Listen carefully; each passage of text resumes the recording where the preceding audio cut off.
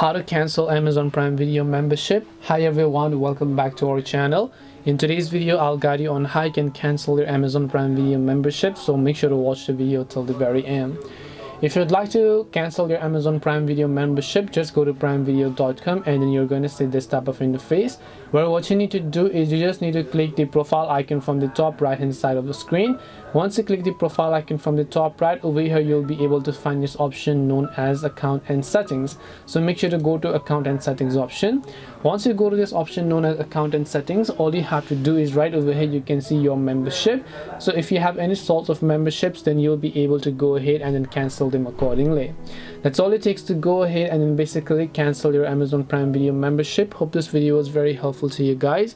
If it did help you, then make sure to leave a like and subscribe to the channel. If you have any questions, feel free to leave them down. Thank you very much for watching till the end of this tutorial, and see you soon in our next video.